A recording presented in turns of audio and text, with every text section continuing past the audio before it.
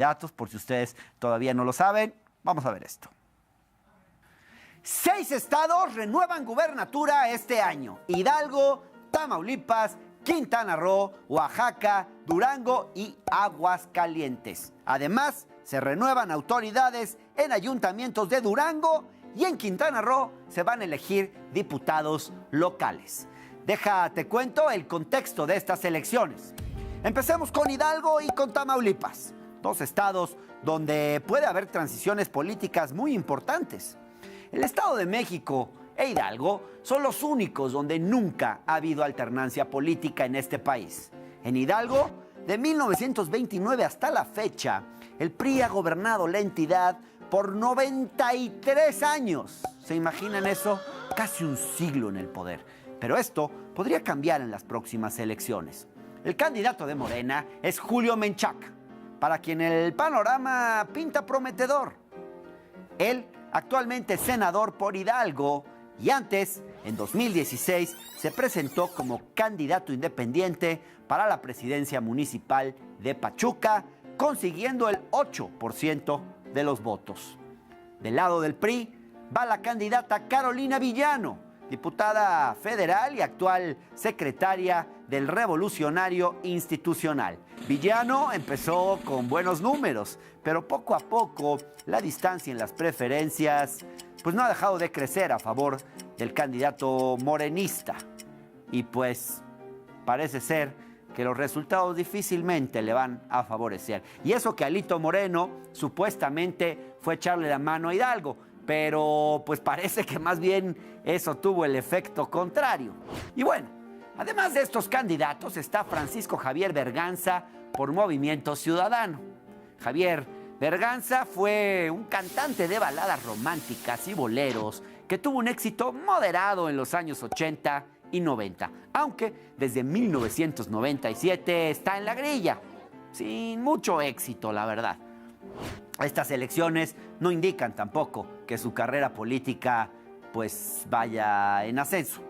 Hablemos ahora de Tamaulipas, otra entidad donde habrá elecciones y donde la vida política ha estado muy movida por las acusaciones en contra de su actual gobernador, Francisco Javier Cabeza de Vaca. El candidato por Morena y sus aliados es Américo Villarreal, quien actualmente es senador con licencia.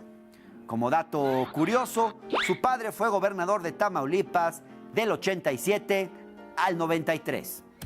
Le siguen las preferencias el candidato de la Alianza Va por México, César Verástegui Hostos, a quien apodan El Truco. Vaya apodito. El Truco fue secretario general de gobierno con Cabeza de Vaca. Seguramente así aprendió muchos trucos del actual gobernador. Apenas en enero de este año se fue como diputado plurinominal y ahora está compitiendo para gobernador. O sea, más de lo mismo. En un inicio, las cosas pintaban bien para el Truco, aunque el panorama se ha ido complicando con el paso de los meses. Y finalmente está Arturo Díez Gutiérrez, de Movimiento Ciudadano, quien fue alcalde de Ciudad Victoria por el PRI de 2008 a 2010. A grandes rasgos, estos son los protagonistas de la elección en Hidalgo y en Tamaulipas. Vamos a conversar sobre todo lo que nos ha dejado esta jornada electoral. Gracias, Juan Ricardo Pérez Escamilla, por estar aquí. Gracias, Luisa Cantú, colega de La Octava. Y gracias a Roberto Trab, también, que nos acompaña vía remota. Roberto, ¿cómo estás? Saludos, querida Luisa, querido Juan Ricardo y mi queridísimo Hernán. Qué gusto verte. Un gusto. Bueno, yo no sé si a ustedes no les pase lo mismo, pero de pronto a mí me gustaría estas jornadas electorales no tener que verlas de las 6 de la tarde a las 10, 11 de la noche, sino quizás de pronto enterarme de los resultados hasta el día siguiente, porque es como siempre la misma película, todos que se declaran ganadores, todos que esta incertidumbre de que todos quieren anticipar vísperas. Yo no sé, pero a mí hasta ahora nada me ha sorprendido en ese sentido. Siento que estoy viendo la misma película. ¿A ustedes hay algo que les llame la atención como diferente aquí? No, pues es el mismo capítulo revivido año tras año, tras año, sí, ¿no? Tras año. ¿No? los presidentes de los partidos se declaran ganadores. Sí, sí, sí. Nadie se Todos declara... salen muy contentos, ¿no? Nadie pierde nunca, ¿no? Muy maquilladitos, Sí, muy sí, arregladitos. sí. A dar su Totalmente. mejor cara, aunque les haya ido pésimo o aunque les haya ido excelente. No importa, todos salen a decir que ganaron, nadie sale a decir que perdió.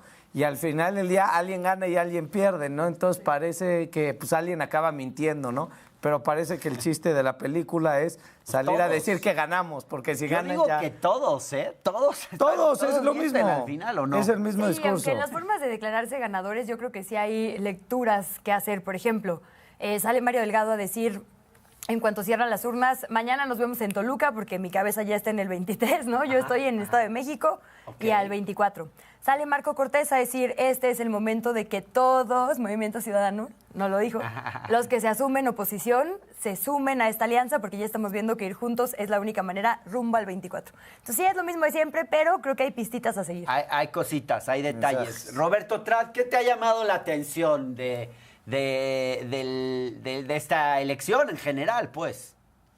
Yo, primero lo de Movimiento Ciudadano, que decía Luisa, me parece interesante. Movimiento Ciudadano tiene una participación de regular a mala, con muy buenas candidatas, por cierto, Alejandra Morlán en Oaxaca, Anayeli Muñoz, pero la polarización y el bipartidismo hacia el que nos está queriendo llevar al presidente, ya no le dan espacio, y esa es una reflexión que van a tener que hacer estratégica, porque sí, gobiernan 2 estados, pero ya digamos, a la hora del enfrentamiento nacional, el bipartidismo, el no tener una posición se los está comiendo, eso decirlo. 2, Tamaulipas es la única, fue en esta jornada que todos ya no sabemos el guión, ¿no? Que empiezan a fluir los exit polls desde la 1 de la tarde y esto y el otro y tal.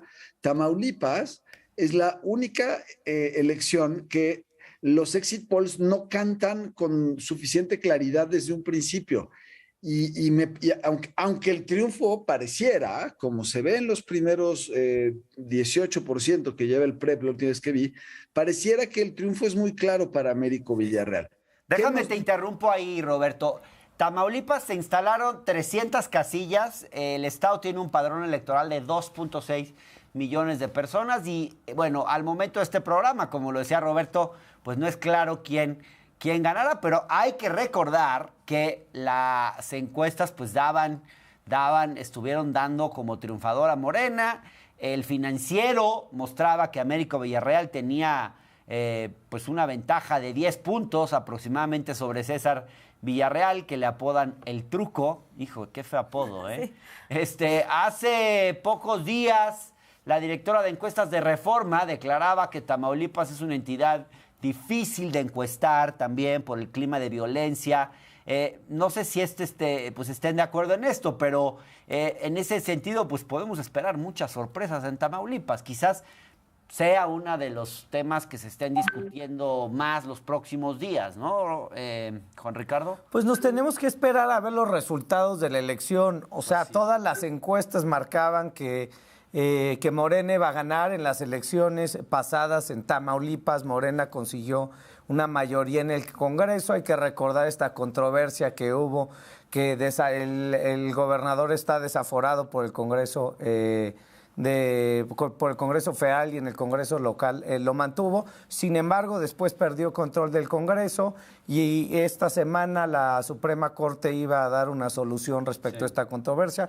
La postergaron para la siguiente semana. Entonces, pues Tamaulipas hay que esperar. Sí. Si le hacemos caso a las encuestas, parece que Morena va a ganar. Ya hay computados 18% a la hora en que estamos haciendo este programa. Américo Villarreal 51%, César Virástegui 42%. Hidalgo, que es el otro caso, que bueno, lo de Hidalgo pues es histórico, porque en Hidalgo nunca había habido una transición. El PRI ha gobernado durante 93 oscuros años y apenas computaron el 5% mientras grabamos este programa, pero Menchaca tiene 62 sobre 32% de Carolina Villano. Así que ahí... Yo creo que ahí, digo, sí las encuestas, por supuesto, que son, digamos, la pista más inmediata, pero hay un montón de pistas de contexto que también nos pueden ayudar.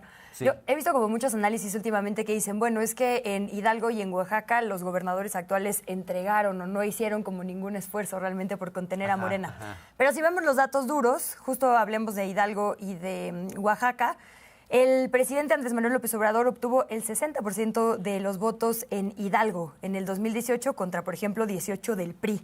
Entonces, si Morena tuvo 3 veces más votos que el PRI en la contienda pasada, es verdaderamente una sorpresa.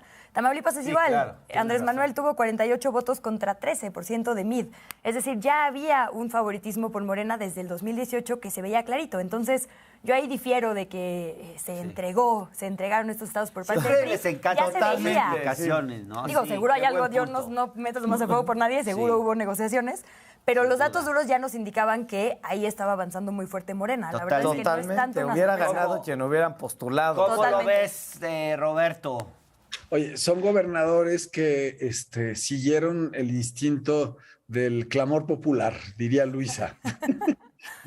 No, a ver, Digo- Tamaulipas, solo agregar Tamaulipas, que hoy sigamos dudando qué pasó, te habla de cómo nos estamos imaginando como país que está el Estado y la influencia del narcotráfico en el Estado. Sí, está Porque eso es lo que está detrás de la duda razonable que hoy tú, el público, la gente enterada tiene de si ganó América o no, a pesar de que todas las encuestas decían que iba a ganar, a pesar de que hoy con el 18% trae 10 puntos arriba, que sigamos dudando nos habla del verdadero poder del narco en el país. Y no Sí. tiene que ver con el poder territorial, sino el poder que ya tiene sobre el imaginario colectivo. Nos estamos imaginando hoy a las 8:45 de la noche que el narco todavía puede voltear la elección. Eso es lo que nos Eso es estamos muy imaginando. fuerte, ¿eh? Eso es muy, muy, pero muy, muy fuerte. Bueno, y hay que recordar lo que sucedió en Tamaulipas hace menos de 10 años. Mataron a un candidato priista a días antes de la elección y acabó su hermano como gobernador, Torres Cantú. Entonces, lo que dice Trade es cierto. Hay estados en donde ya están rebasados por el crimen organizado. Hoy una persona dentro del gobierno le decía, ¿quién va a ganar Tamaulipas? Y su respuesta fue los malos, ¿no? Haciendo obviamente alusión pues al crimen organizado. Y sí, no podría estar en desacuerdo con esa interpretación. Bueno, otro de los estados donde hubo elecciones es Oaxaca. Oaxaca tiene 2.5 millones de personas inscritas en el padrón electoral. Pues se preveía la instalación de 650 casillas. Sin embargo, bueno, por el huracán Ágata no se pudieron instalar 48 casillas y otras más fueron quemadas como protesta al abandono de las comunidades tras el huracán. Hasta ahora también es claro que Morena va ganando y por mucho. Ahorita que son las 8:45 de la noche del domingo, podemos ver que en Oaxaca Salomón Jara tendría con el 30% de las actas computadas, 60.4%, Alejandro Avilés de la coalición PRI-PRD, 24%. Otro triunfo, pero indiscutible para los guindas, ¿no? En el caso de Morena, que ya las encuestas lo venían también mostrando. Recordemos que le daban una ventaja clarísima, 29 puntos entre Salomón Jara y el segundo lugar de Alejandro Avilés. ¿Algo que les llame la atención de Oaxaca? Pues yo insisto en esto también cantadísimo. Fue uno de los Sí, estados ¿verdad? donde hubo más diferencia entre Morena y el resto de los partidos. Quizá ahora que hablábamos de violencia, como que justo no se habló mucho de los incidentes en esa entidad y consultorías como Etelect pone a Oaxaca como una de las focos rojos, ¿no? Entonces pasó por abajo porque no se habla tanto de la presencia del crimen organizado del narco, pero dinámicas locales también provocaron, digamos, muchos hechos de violencia. Creo que la gran duda en Oaxaca es qué embajada le va a tocar a Murat, ¿no? La embajada de La embajada de Murat esa es la gran ¿Qué embajada incógnita que crees va a que le haber. toque, Roberto, a Murat? El consulado en Nueva York estaría toda madre.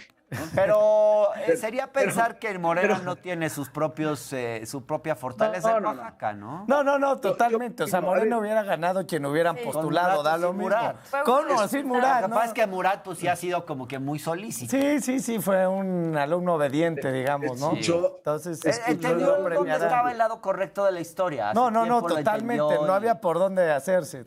Así es.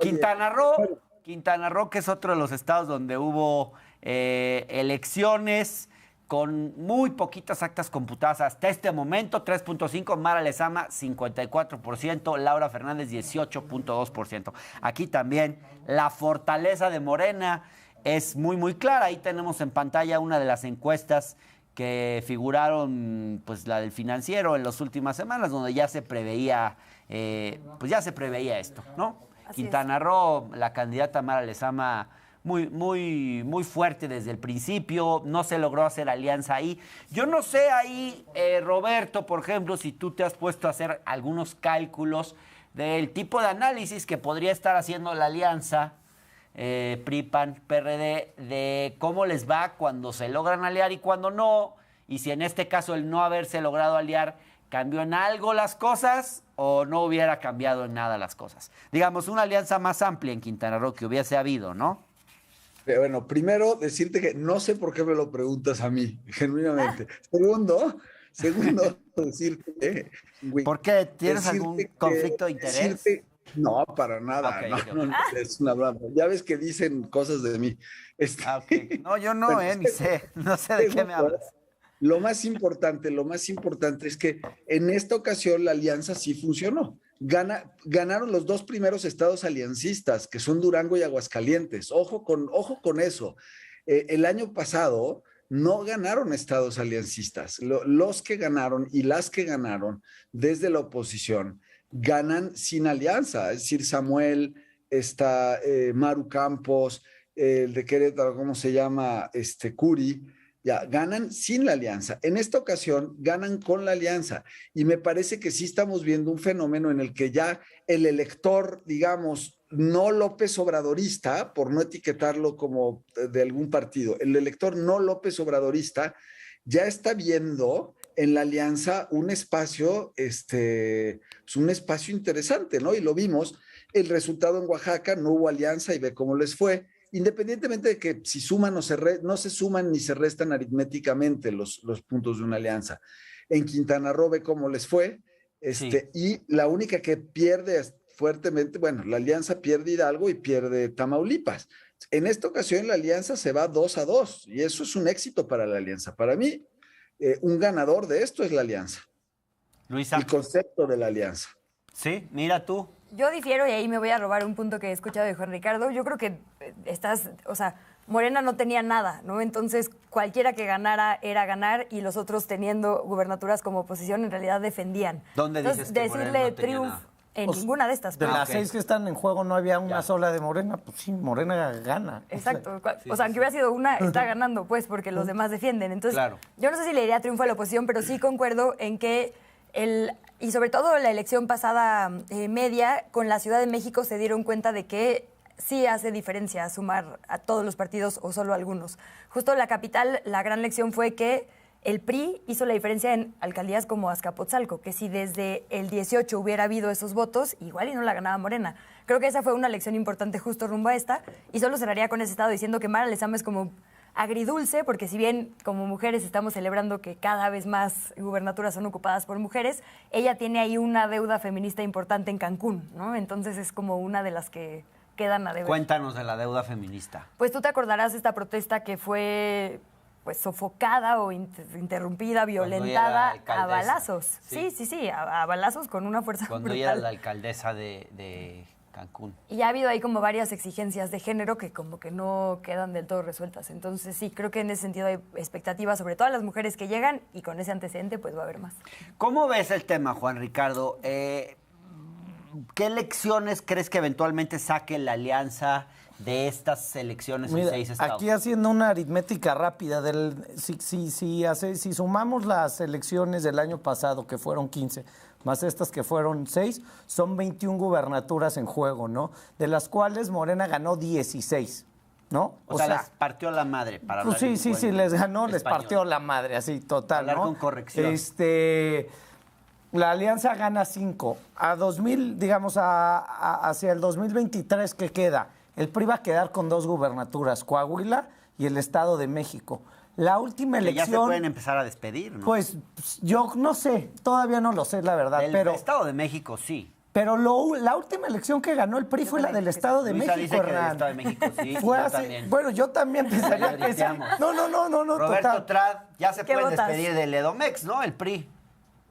Bueno, más que yo no creo yo creo que estamos muy temprano en el juego para saber qué va a pasar. Hay muchas variables. Claro que sí. Hay muchas variables, Hernán. Todavía Bueno, falta ok. mucho tiempo. Eso decíamos de Durango, ¿te acuerdas?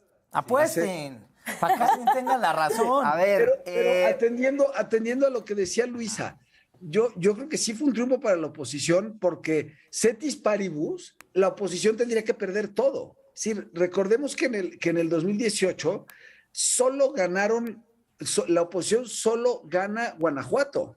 Ese es el punto de partida de la oposición. ¿Qué ganaste la última vez? No, ¿qué gobiernas hoy? Y pero la última vez es 2021, ¿no?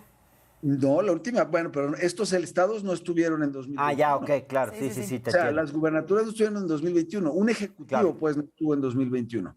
Entonces, y además, Marco Cortés, cuando dice que Ok. solo van a ganar Aguascalientes, pues ya cualquier cosa, en términos de percepción, construye triunfo. Y hoy para Marco Cortés entregó el doble de lo que se supone que iba a entregar. Y para mí, desde su lectura, ese es el spin que le van a dar al triunfo. Ay, nadie Bueno, había pronunciado el nombre Marco Cortés. Pero tiene razón, y así lo En dijo este él. programa, pero- En su primer mensaje, en el que de hecho evita decir gubernaturas a las 6 en puntito, dice, recuperamos los que habíamos perdido. Entonces creo que en ese sentido tiene esa Claro. misma lectura que dices. Sí. Habrá que ver, porque, por ejemplo, Aguascalientes, ¿no? Tuvo 31% de los votos, 18% el PRI. Entonces habrá que ver si efectivamente convencieron a más gente o únicamente es la suma. Entonces, Bueno, triunfo, ahí o es alianza. todo cualquier- cómo a ver. se ve el vaso, si medio lleno, No, pero medio ahí sí no estoy de vacío. acuerdo. En cualquier A ver. país democrático en donde un presidente de un partido entrega 5 gubernaturas de 21 en juego, acaba siendo corrido o despedido. Alito Y ya ahí salió creo a que no decir se va. que no se va por ningún motivo. Marco Cortés tampoco se va por ningún motivo. Zambrano, pues, ¿a quién Y ponen? entonces, Hay una cosa fuerte en ese país. O sea, Mario que los Fabio políticos se Beltrones aferran perdió. demasiado al poder. Mario aun Fabio cuando- Beltrones en el PRI dijo que iba a ganar 9 y creo que acabó ganando 3 y renunció. O sea, aquí están entregando, si nosotros hiciéramos nuestro trabajo, entregando resultados como ellos hoy por hoy están entregando resultados, no tendríamos trabajo. O sea, así de fácil, ¿no? Pierden y pierden y pierden y entonces ya el discurso para la oposición creo que es, híjoles, en vez de perder 6-0, perdimos 5-1. ¡Qué Te voy a triunfo! citar, hay que despedir a Marco 4-2, Cortés y 4-2, Alito. por favor. 4-2. Llegó la hora de exigirles la renuncia. Bueno, hablemos ahora de las dos entidades donde las cosas pintan para ponerse más interesantes, Aguascalientes y Durango. Pero antes de discutir lo que pueda pasar en estos estados, déjenme que les comparte esto que preparamos, esta cápsula, para que ustedes tengan un poco de contexto de qué es lo que se juega en estas dos importantes entidades.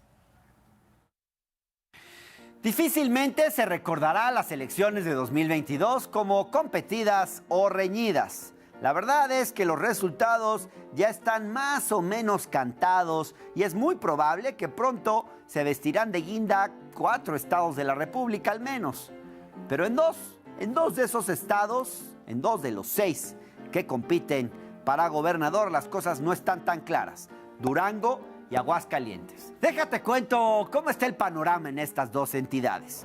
Recordarán ustedes que en noviembre del año pasado, Marco Cortés, el dirigente del PAN, declaró que su partido solo tenía asegurado el estado de Aguascalientes. Y en efecto, en un principio parecía que Tere Jiménez, la candidata de Acción Nacional, tendría un camino llano y muy sencillo hacia la gubernatura. Teresa Jiménez fue alcaldesa de Aguascalientes de 2017 a 2021. Y aunque goza de buena imagen entre los hidrocálidos, o por lo menos entre los hidrocálidos fifís, también hay duras críticas por el sobreprecio de más de 600 millones de pesos de las luminarias que mandó a instalar y por el costo del parque solar, un centro de paneles solares que costó 28 mil millones de pesos, pero que no funciona. La principal competidora de Tere Jiménez es la candidata de Morena, Nora Rubalcaba. Nora es maestra egresada de la Normal de Aguascalientes, fundadora de Morena, quien ya antes ha intentado ser gobernadora en 2 ocasiones, una con el PRD en 2010 y otra con Morena en 2016. La distancia entre ambas candidatas se ha ido acortando y las elecciones en Aguascalientes sin duda prometen un final de fotografía. Casos similares Durango, donde compiten Esteban Villegas de la coalición Va por México y Marina Vitela de la alianza Juntos Haremos Historia. Allí también las cosas están reñidas y también la distancia se ha cortado. Esteban Villegas fue secretario de Salud de 2012 a 2013 y tiene un pasado como cantante en un grupo de música regional llamado Esteban y Lautaro. Marina Vitela, de Morena, también está relacionada con el gremio de la salud. Es enfermera de profesión y además ha sido 3 veces diputada local y 2 diputada federal. Está muy reñida la competencia entre ambos candidatos en Durango, al punto que nadie se atrevería a meter las manos al fuego por uno o por otro candidato.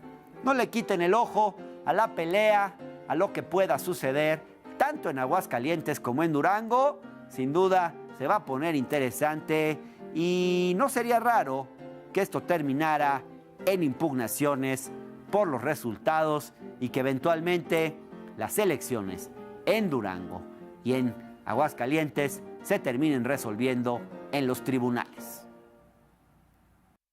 Pues sin duda Aguascalientes ha llamado particularmente la atención porque pues es el bastión del PAN. El PAN tiene una maquinaria muy fuerte en Aguascalientes, muy eficaz, la maquinaria electoral del PAN.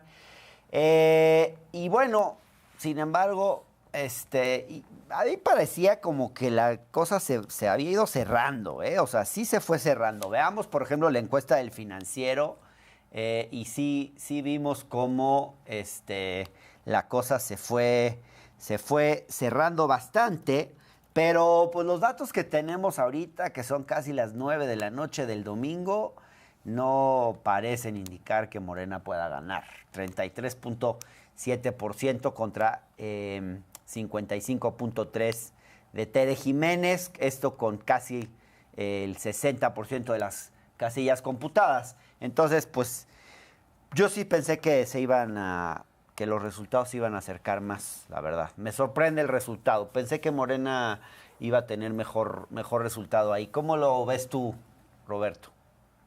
Bueno, hablamos hace unos días, yo te decía que 18 puntos arriba iba a quedar, no quedó 18, probablemente un poco más, y creo que tiene que ver con que Morena hizo una muy exitosa campaña de percepción de que la competencia estaba cerrada. Morena, para mí, en mi lectura, Morena, cuando ve Aguascalientes perdido, dicen, bueno, hay que acortar lo más que se pueda, mandan a los precandidatos presidenciales a hacer campaña a Aguascalientes y Morena estaba pensando no en la elección de hoy, de hoy domingo, sino en la elección del 24, cómo acortar la distancia. Y a eso fueron a Aguascalientes. Y bueno, claramente pues no les fue bien, ¿no? Pero sí fue muy exitoso Morena en generar la percepción de que las cosas estaban cerrando. Ahora, no olvidemos que la candidata panista es una candidata un poco con la misma narrativa de Maru Campos. Es una candidata que representa el cambio dentro del PAN. Ella no es del grupo del gobernador, no es leída del grupo del gobernador, y es una persona que, a diferencia del panismo tradicional, sí tiene entrada con los sectores populares. Ella trabajó mucho con desempleados, jóvenes, etcétera. Entonces, viene como de otro lugar diferente, y yo creo que por eso se explica esta distancia de 20 puntos, que para mí eso es lo que sorprende, digamos, es que haya ganado alguien de la oposición con arriba de 20 puntos, ¿no? Yo la veo bastante parecida a cualquier panista promedio. No sé, no la veo así como muy diferente, Roberto, pero bueno, cuestión de enfoque. A mí me gusta mucho analizar esto de las narrativas que ha tratado de posicionar cada partido, porque justo hoy he visto particularmente a la oposición diciendo lo dijo Alito, lo dijo Zambrano, lo dijo Marco Cortés, decían 6 de 6 y no fueron 6 de 6, entonces perdieron, porque van a ser 4 de 6, ¿no? Entonces, claro, es muy interesante eso en materia de comunicación, pero bueno, si nos salimos un poquito de lo inmediato, la verdad es que nunca un partido de izquierda, y lo platicábamos un poco, lo hemos estado analizando, había avanzado tanto tan rápido. El PRD ha tenido 8, 9, nunca más de 10, ¿no? Gubernaturas al mismo tiempo. Entonces, que Morena en este momento haya tenido desde la contienda media pasada más de la mitad y ahora asume, aunque sean estas, me parece un avance interesante de partidos que se asumen de izquierda. En ese sentido, yo no veo cómo la oposición puede festejar Sí, nada. suponiendo que todos esos Ahorita que ganan de Morena son de izquierda. Bueno, o bueno, tienen que se alguna asume de izquierda, tradición que se asume de izquierda. O saben siquiera lo que es la izquierda. Bueno, o que se porque asume ahora sí que hay fuera ahí- del PRIAN, ¿no? Sí, sí, hay de acuerdo, de como acuerdo. que Eso Mucho, es debatible. mucho reciclaje, ¿no? Muchísimo. Mira, haciendo cuentas, ahorita Morena se queda con 21 gubernaturas, el PAN con 6, PRI con 2, Movimiento Ciudadano con 2 y el Partido Verde con 1. Para el 2023 va a haber 6 en juego. O sea, Morena puede llegar hasta con 24. El PRI, pues digamos que va a perder las 2. Entonces, en el 2024, ¿qué vamos a ver? Pues un PRI que controle, un Morena que controle el 70-75% del padrón electoral, hasta más, yo creo que puede ser. Entonces, eso va a ser muy interesante, digamos, ver hacia adelante cómo se van dando, porque estos triunfos es como si festejas, otra vez voy a hacer una analogía con el fútbol, como si festejas que metes un gol en el minuto 85 y vas perdiendo 8-0 contra el rival, ¿no? Pues sí. Yo sí creo que esto acaba siendo una derrota para para la oposición. Creo que la gran pregunta es qué va a hacer Movimiento Ciudadano en todo esto. Ya va a acabar siendo más grande que el PRI, va a controlar 2 estados importantes y sobre todo creo que Movimiento Ciudadano, a diferencia del PAN, tiene de dónde jalártela, de dónde cortártela, tiene a 2 gobernadores importantes, tiene a Luis Donaldo Colosio, y de la oposición, híjoles, me cae que no, entre todos no juntan un candidato. Entonces, No.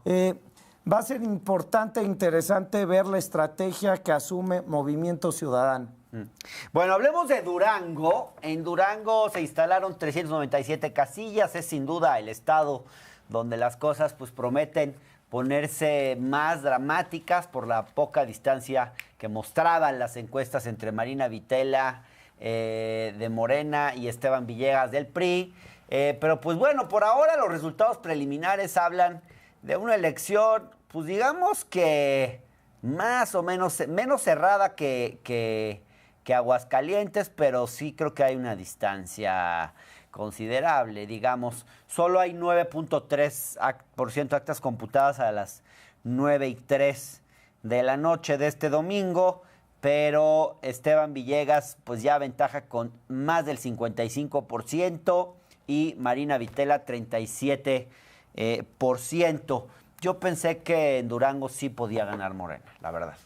Sí pensé que podía ganar. Pues como dices, creo que sí habrá que esperar, sí es un porcentaje importante, pero bueno, digamos que los números todavía no son definitivos. Yo también creo que desde el principio se calculó que era una de las que iban a estar reñidas. Sí. Y creo que está bien diseccionarlo justo porque ahora que decíamos que quizás es una ventaja para Morena tener más estados que nunca, hay que ver qué estados, porque también muchas de las promesas no cumplidas del actual presidente es que la división de poderes, ¿no? Y como que se le acaban ciertos temas, por ejemplo en Michoacán, ¿no? Digo, Guanajuato se la pueden seguir echando a la oposición, pero hay estados donde ya no, Tamaulipas, Durango, por la propia geografía, ¿no? Y demás. O sea, estás diciendo que a Morena no le conviene ser tan hegemónico porque no va Digo a que tener a ahora quién echarle la va a tener culpa, que pues. responder también por la inseguridad desde lo local, ¿no? Que como que la primera mitad del sexenio se refugió mucho en ese ángulo. Sí. El gobernador panista, el gobernador priista. Sí. Y eso se acaba, o se acabaría. Roberto. No coincido. Pero...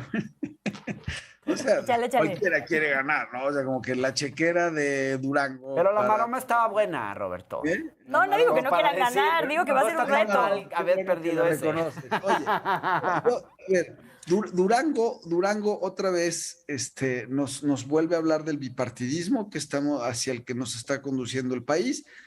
Hay que ver cómo se dan las cosas, pero lo que yo he visto hasta este momento es que la alianza PAN-PRI-PRD gana en Durango en las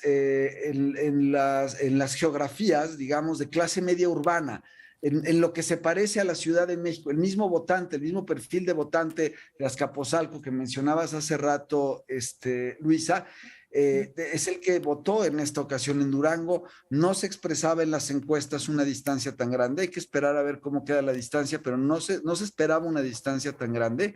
Y sí nos habla de, sobre todo, dónde gana la oposición. Gana hasta el momento lo que he estado viendo, gana la ciudad de Durango, gana Gómez, es decir, gana las grandes concentraciones urbanas donde más clase media hay, más trabajadores formales hay, y ahí es donde está teniendo problemas Morena en el futuro. Y nada más como referencia, lo normal en un cambio tan radical de gobierno y de transformación como la que está proponiendo el presidente, lo normal es que ganara todo Morena. Cualquier cosa que no gane Morena, en este caso es un triunfo para la oposición. Ustedes lo ven desde otro lugar, yo lo veo desde ahí, un poco después de cómo barre Morena en el 18, tendría que mantenerse y eso no está pasando. Y esas derrotas de Morena o esos triunfos de la oposición en los estados, pues le están diciendo por lo menos cómo y dónde están los electores con los que van a poder competir en el 24. Sí. Ahora, en Durango nada más ahí, el 18 sí quedaron pegaditos. O sea, si hubiéramos sumado toda la oposición, que entiendo que no es así de simple, hubieran sido 45% contra 46% de Morena, ¿no? Ahí no barrió, digamos. O sea, también era semi-previsible, digamos, ¿no? Estaba apretada, claro, Sí, pero sí, es sí. que va a ganar por 2 dígitos. Lo que parece Sí, es que va a ganar por 12, 15 puntos. Ahí es donde la oposición sí creció con Sí. respecto de el... acuerdo. como puedes decir lo mismo, vea, te la devuelvo al revés, la maroma inversa. No, te la estoy pasando despacito para que metas gol. Morena en Aguascalientes, ojo, Morena en Aguascalientes va a lograr una votación histórica, también crece en Aguascalientes. Esta venida final de Claudia, esta ida final de Claudia, de Adán Augusto, de Marcelo, permite a Morena rebasar su máximo histórico también en Aguascalientes. En la maroma Hablemos inversa. un poquito del Oye, efecto... perdón, ¿me puedo reír A nada ver, más rapidísimo? Ahora sí. que lo diseccionabas por ciudades, pues tantita discreción, porque me dio mucha risa en la conferencia del PRD que sale a decir Zambrano, tenemos las ciudades importantes, ¿no? Como el resto del estado no importa. Oigan, digo, entiendo por qué es importante monitorear ciertos lugares, pero pues quienes gobiernan no se pueden dar esos lujos, ¿no? Pues sí. Bueno, hablemos del efecto López Obrador. En esta encuesta de Reforma que se publicó hace algunos días para Hidalgo, por ejemplo, déjenme mostrarla en pantalla. Ahí preguntaron por las razones más importantes por las que decidieron su voto los hidalguenses, ¿no? Por la que iban a decidir su voto, ¿no? 27% declaraba que por el desempeño de López Obrador iban a decidir su voto, frente a 21% de opinión sobre los candidatos. También Reforma preguntó a la población de Aguascalientes qué tanto creía que la forma en que gobierna López Obrador es un indicador de cómo gobernaría Morena si ganaba Aguascalientes. Y 70% respondieron que algo o mucho. Entonces, en general, ¿de qué manera influye la popularidad de López Obrador en la decisión de votar por candidatos de Morena? Obviamente, es claro que influye mucho, ¿no? Pero pareciera que en determinados contextos más que en otros, porque en Aguascalientes pues también ganó López Obrador en 2018 y en Durango, y bueno, no se traduce en triunfos para los candidatos a gobernadores en esos estados. Oráculos, ¿alguna vez midió esto? ¿Tienen algún cálculo? ¿En qué contextos el voto por AMLO se traduce más que en votos por Morena que en otros lados? Mira, en Oráculos nunca lo medimos eso, pero la aprobación del presidente sigue siendo muy alta. Ajá. Y Morena es el partido nuevo, entonces a mí me llama mucho la atención cuando ves el desencanto que acaba existiendo por los partidos, ¿no? Incluyendo Morena, nada más Morena es el nuevo, entonces pues Morena todavía le faltan años luz para que alcancen este nivel de desentendimiento que tienen con la población, ¿no? Me llamó mucho la atención que al PRI, al PRI y al PAN lo rechaza más o sea, solamente lo aprueba el 20% y a Morena lo aprueba cerca del 40%. Entonces Morena como que es el partido que está de moda, ¿no? Es el partido nuevo, es el partido que, pues, el presidente que tuvo una lucha durante tanto tiempo, que llegó al poder, entonces llegó al poder con esta convicción de cero corrupción, es algo que ha mantenido, y es algo que le ha dado vida, no es que los políticos de Morena de repente hayan surgido de quién sabe dónde, pues surgieron del PRI y del PRD y se los jalaron a Morena. Lo que les jala mucho la votación acaba siendo la marca de Morena, no que estos hayan sido unos grandes políticos. Si nos volteamos a ver todos los candidatos de Morena, te aseguro que pasaron por el PRI o por el PRD. Roberto. Yo creo que desde mi lado y todos los estudios que yo tengo, que no son los de oráculos, son para mis clientes, sí la aprobación presidencial está altísimamente vinculada a intención de voto por Morena. Es decir, si hay una correlación clara. Las dos variables mayormente correlacionadas con intención de voto por Morena son aprobación presidencial y nivel socioeconómico. Es decir, entre menores ingresos tiene la gente, mayor probabilidad de votar por Morena. Eso está linealmente demostrado y la otra es aprobación del presidente con intención de voto. Si tú apruebas al presidente, tu probabilidad de votar por Morena incrementa hasta el 70%, más o menos. Claro. Ahora, más allá de su popularidad, López Obrador hizo algunas declaraciones durante estos meses sobre ciertos candidatos opositores. Digamos que sí metió un poquito de mano. Por ejemplo, en mayo declaró que se iba a investigar el parque solar que hizo Tere Jiménez, la candidata del PAN en Aguascalientes. En abril replicó una noticia falsa que decía que la candidata de Va por México, Carolina Villano, quería quitar la pensión a adultos mayores. También se burló de la propuesta del tren Tolteca, de la candidata gobernadora en Hidalgo, de Villano. ¿Qué tanto creen ustedes que hayan influido este tipo de declaraciones en las decisiones de voto de los electores, digamos? ¿Luisa? Sí, no me voy a pelear en esta. Yo sí concuerdo con ambos. Creo que hay una relación directa entre la popularidad del presidente y la popularidad de ciertos candidatos. Entonces, justo, ¿no? Que señale a la oposición desde una ventana como es la mañanera, creo que tiene una relación, pues digo, no, es dificilísimo comprobar que sea directa, pero sí yo no lo podría desvincular. Ahora, también es interesante justo ver la respuesta como de narrativas de la oposición pegaditos a esta jornada, ¿no? Es que el presidente y Morena tienen pactos con el narco. Si se fijan, como varios actores hoy peleados con el presidente o adversarios, porque no dicen que no son enemigos, han estado como posicionando y algo reforzado desde periodismo, creo yo, tan respetado como el de Anabel Hernández, ¿no? Como sí es el presidente, pero, dice la oposición, es que primero le ayudó el PRI y le ayudó el narco. Entonces también creo que ahí la guerra de narrativas está, si bien no pareja, porque hay responsabilidades distintas que la ley marca por ser un funcionario público, creo que la guerra de narrativas, pues, es la normal, ¿no? Siempre antes de una elección. ¿Cómo ves ese tema, Juan Ricardo? Pues mira, pensar que el crimen organizado no está involucrado en las elecciones es ingenuo. Lo vemos y lo vemos en la gran mayoría. Las afirmaciones que hizo Porfirio Muñoz. No, nada tiene que ver. No, mi punto iba relacionado a que, pues, el crimen organizado, o sea, vivimos en un país muy violento. Y esto se manifiesta de ciertas maneras, una de ellas siendo que el crimen organizado esté involucrado en las elecciones. Si estás involucrado en las decisiones, estás involucrado en lo político, y si estás involucrado en lo político, pues estás involucrado en lo social. Es decir, aquí todo el mundo sale perdido. Si el crimen organizado está vinculado con Morena, con los del PAN, con los del PRI, con los del PRD, quien acaba perdiendo es México, es el país, son los ciudadanos, es todo el mundo, ¿no? Y sí, la mayoría de las agresiones, digo, de todos los partidos, más bien, o sea, en todos los lugares locales, digo, municipales, estatales y demás, son contra quien compite, o sea, contra la oposición, ¿no? Esté quien esté en el gobierno, siempre se ataca desde el crimen organizado a opositores y opositoras. Entonces también creo que es sintomático de que inevitablemente todos los partidos terminan, pues por lo menos conviviendo de una forma peligrosa, ¿no? No, totalmente. Pues en Tamaulipas tenemos el caso ahorita de uno o dos gobernadores, exgobernadores presos vinculados con el crimen organizado. Entonces es algo que como que se ha formado ya parte de la costumbre, que creo que es muy peligroso. Bueno, hay un juicio importantísimo contra un secretario Ahora, de seguridad. Además, comentarles un dato, que hablemos un poquito del tema de la alianza y de qué tanto le hace bien, digamos, a la alianza, a los partidos integrantes, frente a la ciudadanía, el ir juntos.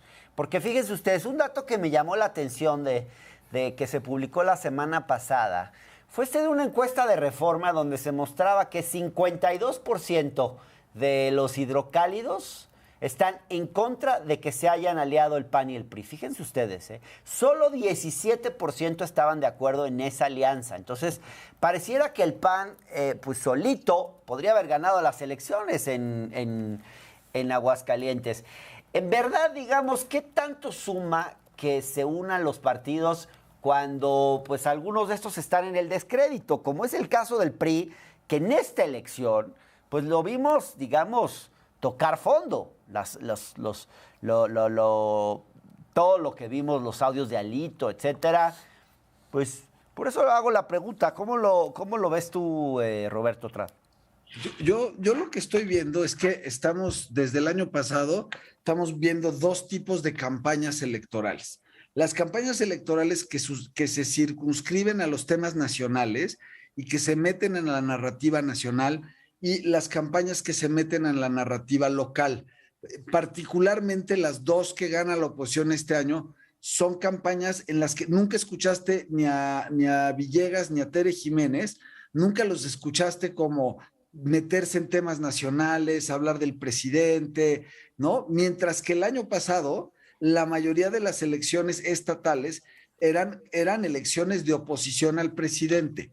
Si lo vemos así, me parece que pues, tratando de responder a la alianza, yo lo que veo es que en el futuro y después del liderazgo tan hegemónico de López Obrador es un personaje que vino a cambiar la aritmética, la forma en la que vemos la política. Después de López Obrador el mundo va a ser distinto, los partidos, las candidaturas, etcétera.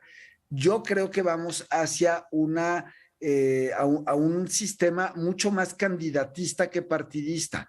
Por eso gana MC donde gana, y por eso me parece que cuando las candidatas y los candidatos se meten a los temas locales, entran a atender los temas de los vecinos, de los campesinos, de la gente que vive en sus estados, y se alejan de la cancha nacional donde tienen todo que perder contra López Obrador, pues les va mejor.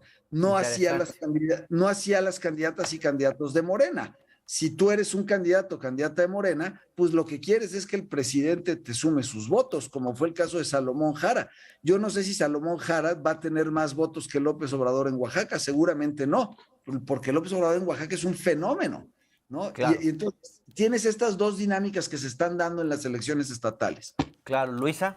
Sí, coincido en eso y solo diría que pues más bien habría que pensar cómo beneficia esto al PAN internamente en la alianza, porque como dices, con el PRD prácticamente desarticulado y el PRI tan golpeado por los resultados electorales y por los audios de Alito, completamente indefendibles, quien se empodera, digamos, en la toma de decisiones en esta alianza es el PAN. Entonces, si efectivamente ya parecía un México polar entre lo más conservador de la alianza conservadora y lo otro, que como Ahora, dices, digamos la izquierda o no, pues quien gana es el PAN en ese lado. Habría que ver si se puede medir qué tanto afectaron, por ejemplo, los audios de Alito. Yo creo que ahí sí, pues sí hubo una campaña dirigida, ¿no? Para que tuviera consecuencias electorales.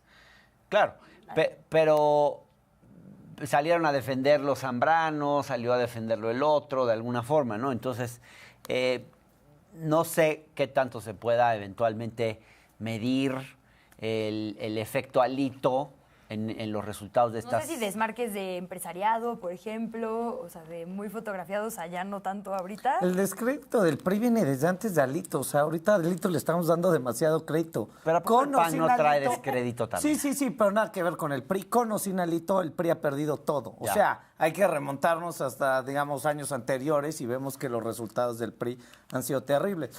Yo cerraría con esta frase: la oposición tiene una gran ventaja y es que ya todo lo tiene perdido.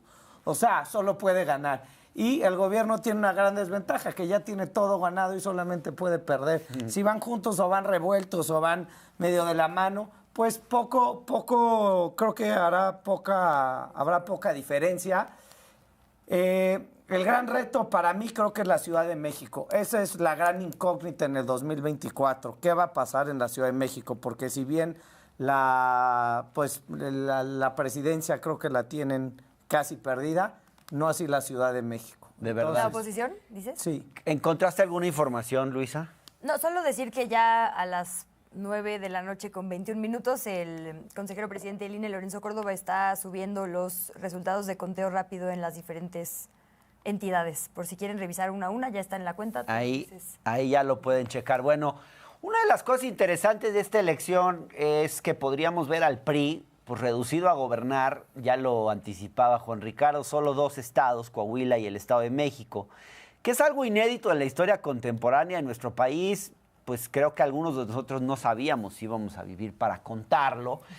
En el 2000, fíjense ustedes, en el 2000 el PRI gobernaba 19 entidades federativas. Ahí lo pueden ver en este mapa. En el 2006 tenía 17. En 2012, 18. En 2018 bajó y logró 12 gubernaturas.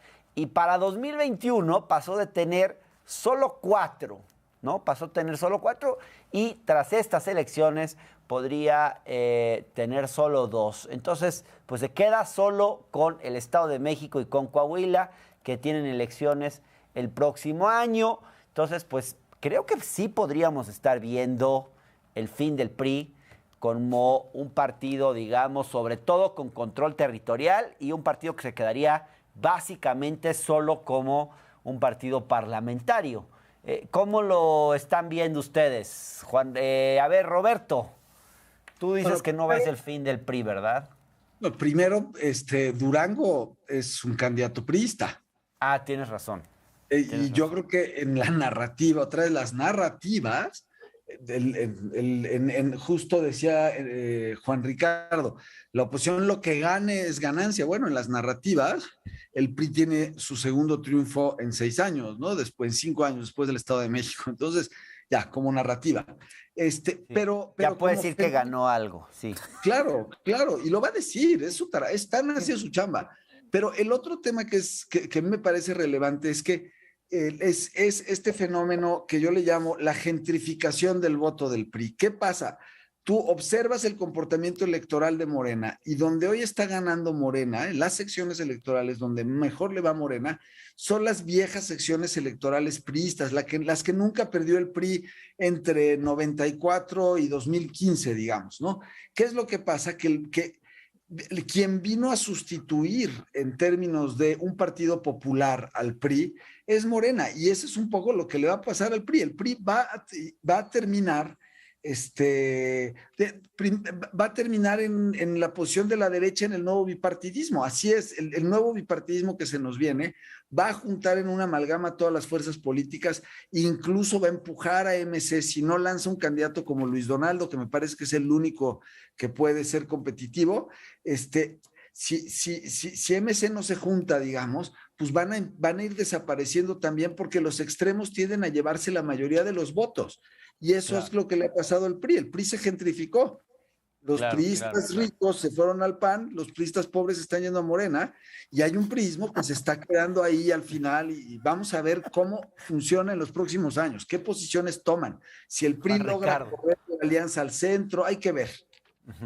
Juan Ricardo. Es cierto, no había escuchado eso, que los priistas ricos se fueron al PRI y los pobres a Morena. Me parece una gran frase. Yo creo que el PRI va a acabar jugando un poder. O sea, que Morena es un partido de priistas, no fifís. Sí. No tan hábiles o corruptos para hacer negocios, ¿no? Como lo fueron en su momento. Yo creo que el PRI va a jugar un papel, va a acabar siendo como una especie del Partido Verde, que se va a ir acomodando con el poder. Ahorita no, obviamente, pero yo me cuesta trabajo pensar que el PRI va a formar parte de la oposición durante un periodo del tiempo, sino que más bien va a ir aceptando y entendiendo que fue perdiendo poder hasta hablar de su desaparición. Creo que no va a desaparecer como tal, pero va a empezar a jugar un rol en donde te van a sacar 3, 4, 5 puntitos, y que esos 3 o 4 puntos van a inclinar la balanza para un lado o para el otro.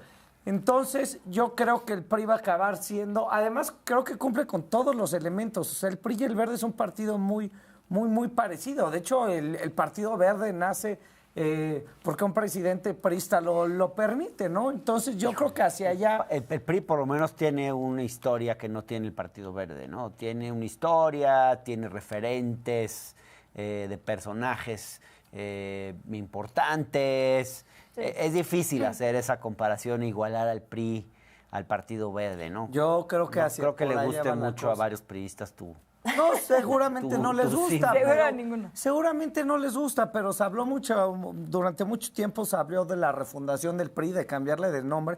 ¿Por qué? Porque el PRI es una marca que no vale. O sea, vean los resultados que ha dado, ¿no? Ni te agobies, esta mesa no le va a gustar a ningún priista de cualquier forma, no solo por ti. Dentro de los mismos priistas no les gusta el prismo que hoy por hoy existe, ¿no? O sea, vimos a La Bastida, digamos, un líder. Bueno, si lo quieres considerar líder, no sé qué edad tenga La Bastida. Pero ve el nuevo PRI, Alito Moreno, Murat. ¿Quién te gusta de una figura? Ahora, ¿ustedes creen que al PRI esta postura que asumió Alito desde la reforma energética y crecientemente antigobiernista y este discurso creciente de denunciar la dictadura obradorista, ¿le ha ayudado al PRI o lo ha perjudicado? ¿Qué opinas, Roberto? Bueno, depende cuál creas tú que es la intención. A mí me parece que el priismo pues tomó la decisión de quedarse del lado de la alianza, y simplemente el priismo pues está pagando, cuando se va así de contra, lo puedes leer desde dos puntos de vista: o está siendo congruente con su decisión, o está pagando el cover de entrar a esta fiesta. ¿Cómo lo quieres ver? No, claro, como lo quieras ver, me parece que el PRI está haciendo su chamba, porque el PRI está leyendo el nuevo país que estamos viviendo. El presidente deliberadamente está construyendo el bipartidismo. Escuchémoslo en las mañaneras. Él siempre está, en la reforma energética lo dijo con absoluta claridad: esta es la oportunidad para decir de qué lado van a estar de aquí en adelante. Lo dijo así: si van a ser liberales o conservadores. El presidente está empujando a que pase eso. En su diseño de país está la idea del bipartidismo. El PAN, más contrastar ahí rapidísimo. Sí. Yo estoy de acuerdo en muchas de las cosas que dicen, pero creo que no es tan simplista como decir unos priistas se fueron para un lado y otros para otro, porque en este recuento histórico que hacías, en el 88 todo era PRI. Y el 88 fue hace un montón. Ha habido un montón de nuevos partidos políticos, ¿no? Estas caras frescas que decían que no han hecho lo que está haciendo en este momento Morena. Entonces yo creo que tampoco hay que quitarle crédito justo a estas nuevas narrativas que tienen que ver con apelar a un sector que no se había apelado, por lo menos narrativamente, de esta forma. Entonces, creo que no es solo, digamos, un reacomodo de los de siempre, porque no había pasado esto en todas estas décadas hasta la formación de este nuevo partido, ¿no? Entonces, yo sí lo pondría sobre la mesa porque creo que es distinto. El PRD no lo logró, pues. Y por último, hablemos un poquito del PAN. El PAN también va a perder parte de su capacidad territorial, aunque se queda como el principal partido de oposición, eso sin lugar a dudas. Pero bueno, de tener 8 estados va a pasar a tener 6, digamos. Entonces, ¿cómo interpretan ustedes, cómo se queda el PAN después de esta elección y qué futuro le ven al PAN? Yo creo que el PAN se queda en una posición de oposición, una posición en la que se siente cómoda, ¿no? ¿Por qué? Pues porque históricamente el PAN ha sido oposición, aunque haya ganado la presidencia, el PAN nunca tuvo los resultados que ha tenido Morena, ¿no? Yo al PAN, el único pero que le pongo en todo esto es que quiénes son sus figuras, ¿no? No hay figuras, creo que importantes dentro del PAN, de qué gobernadora importante podemos hablar dentro del PAN, de Mauricio Vila, de la gobernadora de Chihuahua, de Maru Campos. Yo no sé quiénes son las figuras, y de Jorge Romero, de Taboada. Yo no sé quiénes van a ser esas figuras del PAN que van a abanderar este movimiento y lo van a llevar a flote en las siguientes elecciones. No sé cómo se van a mantener, pero no los veo totalmente perdidos, no los veo totalmente extraviados. Creo que el grupo de Calderón acaba quedando pues extinto de cierta manera. Los exsecretarios, senadores, diputados sí ya acaban perdiendo, digamos, el poder que les quedaba, que creo que era Tamaulipas en cierta medida. Entonces, el PAN va a tener que sacar a figuras, y no es fácil sacar a figuras, ¿no? ¿Qué quiere decir con sacar a figuras? Pues figuras que puedan generarte que te puedan ganar una contienda, que puedan competir en una contienda, porque esto acaba siendo, ¿verdad? O sea, los acaban arrasando. Claro. No acaban formulando ni emocionando al país. Roberto. Es que depende la línea de tiempo en la que lo estás viendo. Yo creo que si lo vemos en el corto plazo, pues sí, no hay, ¿no?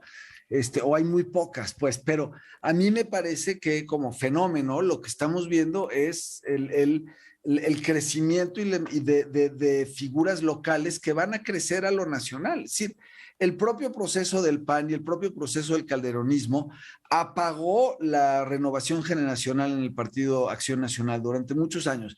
Y hoy estamos viendo una nueva generación. Ve la media de edad de los gobernadores y gobernadoras panistas. Estamos hablando de sub 50, todos. No sé, sí, todos están chavos. Es decir, viene de abajo hacia arriba y eso es lo que es normal en un proceso de reacomodo de las fuerzas democráticas después de un triunfo tan contundente como el de López Obrador. No se nos olvide que el triunfo de López Obrador en el 18 sí representa una revolución en las urnas y como dice Luisa, es el primer gobierno en muchos años, probablemente desde los 80, es el primer gobierno que gobierna para el 60% de la población que menos tiene. Y ahí está su fortaleza y ahí está su voto.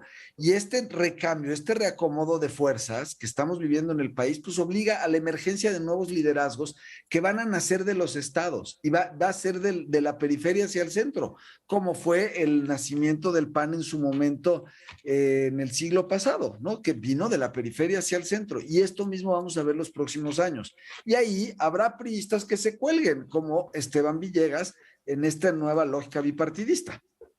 Claro. Bueno, Luisa, si quieres para cerrar. Solo me parece importante lo que decías de Movimiento Ciudadano. Yo no estoy segura de que les convenga en realidad, justo viendo esto que dices de como dinámicas locales y nacionales, subirse a este barco porque realmente la negociación de por sí ya está complicada con, digamos, las fuerzas y la lucha de fuerzas allá adentro. Y la verdad es que no hay que olvidar que tienen las dos capitales de Jalisco y de Nuevo León, ¿no? Y eso no es cualquier cosa en cuanto a economía y, digamos, pues sí, potencia, ¿no? De capitales de distintas formas ahí. Solo dejaré eso y no quiero que nos despidamos, Hernán, perdón que cambie de tema, sin dejar de recordar que hoy es 5 de junio y aunque el tema que nos tiene aquí, por supuesto, es el de las elecciones, pues siempre justicia para la guardería ABC, ¿no? Ahora que hablamos justo de ciertos partidos, ahí les encargamos ese tema. Sin duda. Bueno, les agradezco mucho habernos acompañado en esta mesa de análisis sobre todo lo que nos dejó la jornada electoral del domingo 5 de junio. Gracias, Juan Ricardo. Gracias, Roberto. Gracias, colega Luisa Cantú. Y a continuación, pues vamos a tener una entrevista con Poncho Gutiérrez para que nos platique un poco sobre lo que nos dejaron estas elecciones, digamos, sobre lo más humorístico, más hilarante de esta jornada, bueno, de estos meses, digamos, de campaña. Pero antes dejen que les dé un poquito de contexto